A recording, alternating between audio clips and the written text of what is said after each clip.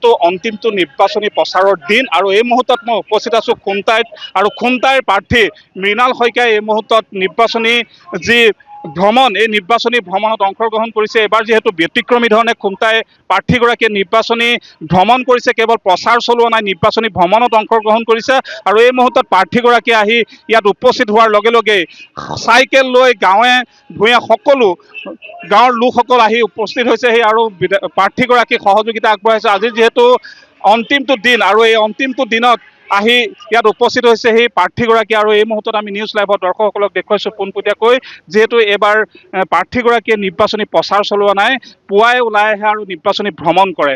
ব্যতিক্ৰমীভাৱে সম্পূৰ্ণৰূপে এইবাৰ নিৰ্বাচনী এই যি কাৰ্যসূচী সমাপ্ত কৰিব আজিৰ যিহেতু অন্তিমটো দিন আৰু এই মুহূৰ্তত প্ৰাৰ্থীগৰাকীয়ে আহি ইয়াত উপস্থিত হৈছে। আমি কথা পাতিবলৈ চেষ্টা কৰিম। কি ক'ব, যিহেতু আজি অন্তিমটো দিন, আজি আপুনি শতাধিক চাইকেল আৰু বেটেৰী ৰিক্সা লৈ আজি নিৰ্বাচনী ভ্ৰমণ কৰিব বা আপুনি নিৰ্বাচনী প্ৰচাৰ চলোৱা?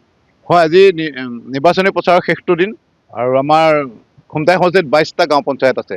আজি প্ৰত্যেকটো পঞ্চায়ততে এনেকেই বাইচাইকেল আৰু আমাৰ ই ৰিক্সা লৈ পেলাই আমাৰ ৰাইজে প্ৰচেছন এটা কৰিব, ৰেলী কৰিব। আৰু ইয়াৰ যোগেদি মই এইটো নাম দিছোঁ অৰ্গেনিক ৰেলী, ধোঁৱামুক্ত ৰেলী। যে ইয়াৰ যোগেদি এটা চাইকেলৰো প্ৰচাৰ কৰিব খুজিছোঁ যে চাইকেল মানে এটা প্ৰদূষণ কম হ'লে, একটা ফেমিলিত যদি চাইকেলখন 10 কিলোমিটাৰ ৰেডিয়াছত ব্যৱহাৰ হয়, মটৰচাইকেলখন থৈ গ'ল, গাড়ীখন থৈ গ'ল, তাৰমানে প্ৰদূষণ অলপ হ'লেও আমি প্ৰদূষণমুক্তৰ কাৰণে অলপ হ'লেও আমি নিজৰ ফালৰ পৰা অৰিহণা যোগালোঁ। আজি গোটেই খুমটাই সমষ্টিত বহুত গাড়ী মটৰ চলাহেঁতেন, কিমান প্ৰদূষিত হ'লহেঁতেন, কিন্তু সেইখিনি আজি অন্ততঃ আমাৰ মোৰ নিৰ্বাচনী প্ৰচাৰৰ নামত সেই প্ৰদূষণখিনি নহয়। এইবাৰ আপোনাৰ এই পদক্ষেপৰ বাবে গোলাঘাটৰ চাইকেল ব্যৱসায়িক প্ৰতিষ্ঠানসমূহত চাইকেল নাইকিয়া হৈ গৈছে, আমি যি খবৰ পাইছোঁ।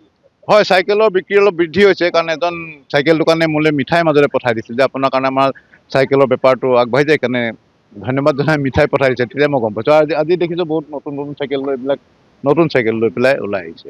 কি ক'ব, নিৰ্বাচনলৈ মাজত মাত্ৰ কেইটামান ঘণ্টা, খুমটাইবাসী ৰাইজক কি আহ্বান জনাব? খুমটাইবাসী ৰাইজক এতিয়া নতুনকৈ আহ্বান জনাবলৈ মই এটাই আহ্বান জনাম যে সকলোৱে ভোট দিয়ক, আমাৰ ভোটৰ হাৰটো যাতে খুমটাইত বৃদ্ধি হয়।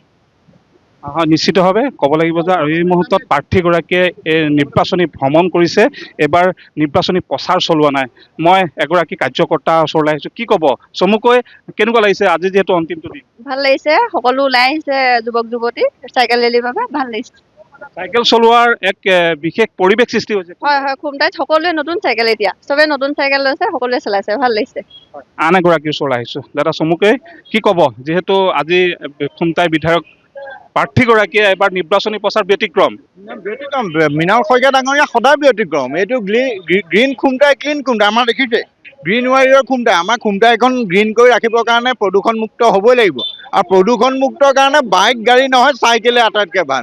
শাৰীৰিকভাৱে আমি সক্ষম হৈ থাকিম, আমাৰ সমষ্টিটো গ্ৰীণ হৈ থাকিব। আমাৰ সমষ্টিটো মৃণাল শইকীয়া ডাঙৰীয়াই গোটেই গোলাঘাট জিলা গ্ৰীণ কৰিবলৈ তেখেতে সংকল্প লৈছে। গতিকে মৃণাল শইকীয়া জিন্দাবাদ। মৃণাল শইকীয়াই যিটো পদক্ষেপ লয় সেইটো অসমৰ ভিতৰত ব্যতিক্ৰম। কি ক'ব? মৃণাল শইকীয়াৰ কথা আপোনালোকে জানেই যে খুমটাই সমষ্টিত সদায় ব্যক্তিক্ৰম ৰূপত তেখেতে দেখা দিয়ে। গতিকে আমি অন্য সমষ্টিতকৈ আমি পৃথক। গতিকে আমি বেলেগ সমষ্টিবিলাকত বাইক গাড়ীয়ে ৰেলী কৰিছে, আমি চাইকেল ৰেলী কৰিছোঁ। গতিকে খুমটাই সমষ্টিত মৃণাল শইকীয়া এইবাৰ বিপুল ভোটত জয়লাভ কৰিব, অসমত ৰেকৰ্ড কৰিব চিয়'ৰ। নিশ্চিতভাৱে ক'ব লাগিব যে আজি যিহেতু নিৰ্বাচনী প্ৰচাৰৰ অন্তিম দুদিন আৰু খুমটাই প্ৰাৰ্থীগৰাকীয়ে এনেধৰণে ব্যতিক্ৰমী ধৰণে আজি সমষ্টিটোৰ বিভিন্ন প্ৰান্তত এই যি চাইকেল যি যাত্ৰা, এই চাইকেল যাত্ৰা ইতিমধ্যে আৰম্ভ কৰিছে।